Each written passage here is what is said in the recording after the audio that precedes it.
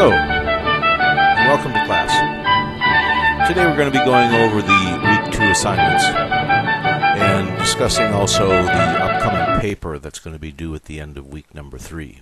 So, with no further ado, let's take a look at the home page.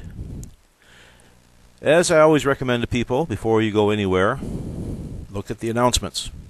Now, generally when I send out an announcement or I make an announcement in the class, I also follow it up with an email, so you'll get warning that there's an announcement there.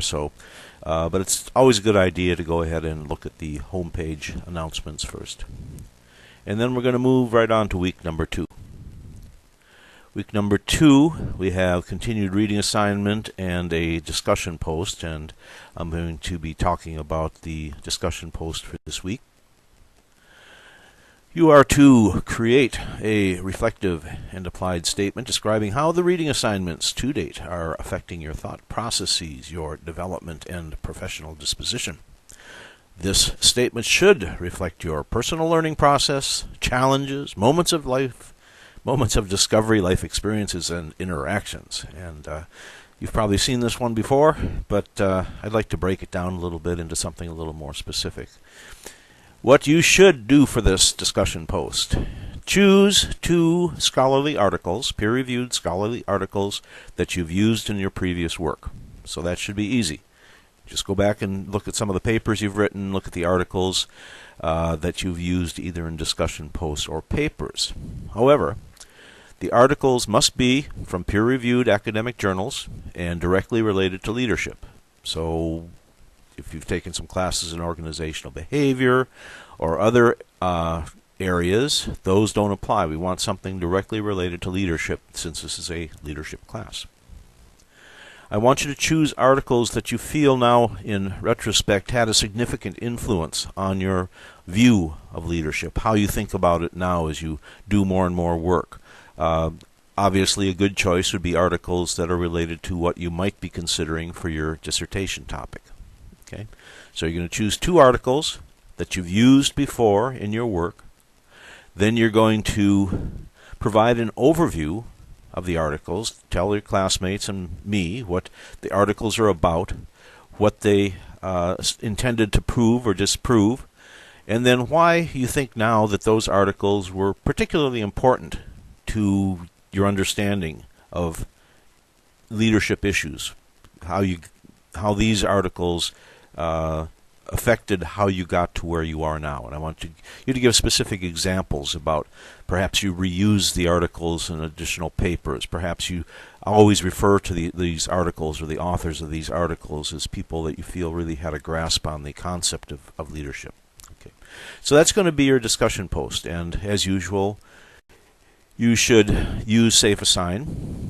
When you finish the first draft, send it in. Take a look at it. If it needs revision, revise it, send it in again. Okay? And then finally, when it's all ready to go into the post, then you're going to do the Week 2 discussion. That'll bring you to this screen. Now you're going to be creating a new thread. So everyone will have a new thread for their initial post, and all follow-up comments will fall under that thread. And I explained in the first week assignment why that's important, so that I can track who's talking to whom and what you're referring to. Okay. If you do the create thread, it'll bring you to a new screen where you insert the subject. You can give it any title really that you want, and then you cut or copy and paste your document into the text area of the area where Bart's writing. And then, of course, finally, you're going to submit.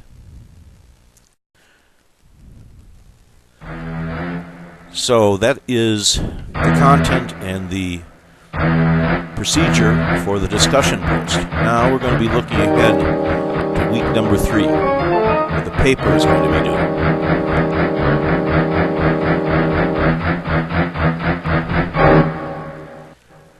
But I don't think it'll be as bad as it looks.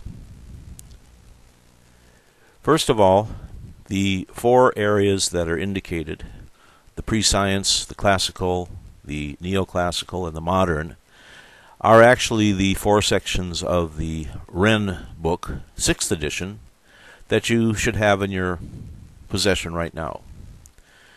In the new book, in the 6th edition, rather than the 5th edition, Part 1, which relates to the pre-science area, is called now Early Management Thought. Part 2, which in the previous edition was called the Classical Era, is now called the Scientific Management Era. Neoclassical, which means after the classical, we now call it the Social Person Era. And finally, the Modern era stays the same. Okay, so since this is basically a paper on the history and development of management and leadership thinking, and you have a book that does exactly that, the temptation would be to simply go in and summarize the 4 parts from the book. Of course, we can't do that.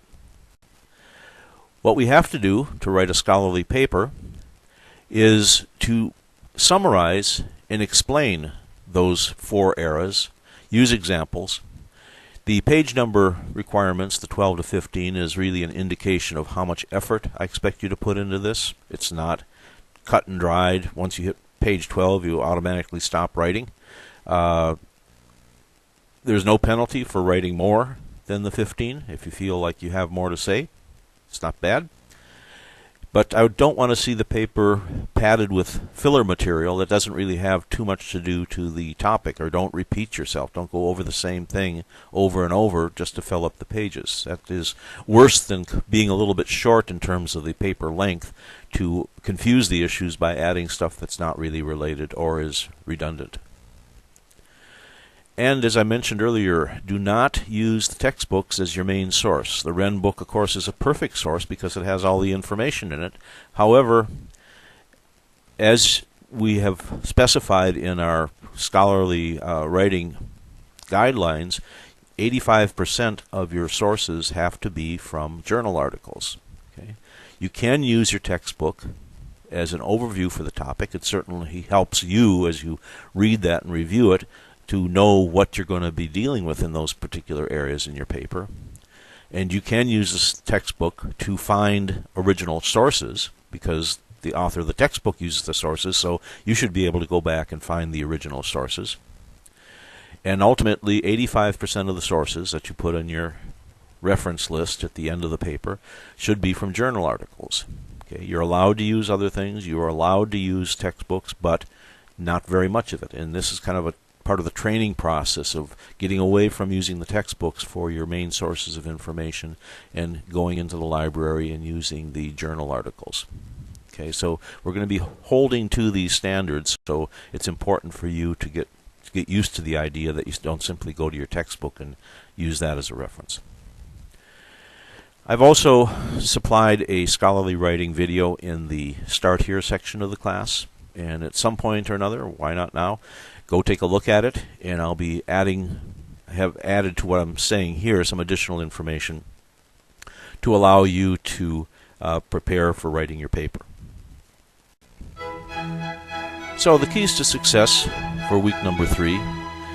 As always, pay attention to the advice and suggestions I'm providing in this video. This is why I do it, to let you know more specifically what I want out of the class and how I'll be grading your efforts.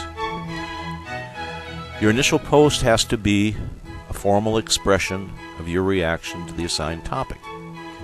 It's almost as if you were assigned to put together a little presentation and stand up in front of the class and explain this particular topic and the research that you've done on it to date. Okay? And they have to be presented as scholarly writing. Now, when we go to the response posts, we move into a different form of conversational dialogue where we're actually trying to have a discussion. So you'll be asking the initial post, the person who wrote the initial post, be asking them for further information, whether they thought of this, providing an example. So some way of developing the conversation so that there should be a back and forth between the readers and the writer of the post that then advances the discussion into new areas. Okay? So the response post should look critically at the ideas that are presented and ask questions and offer suggestions on topic. And then, of course, looking ahead, we have a 12 to 15 page paper due, which I've just gone over, so it's important for you to plan it. So, until next time, goodbye and good luck, and don't hesitate to get in touch with me if you have any further questions.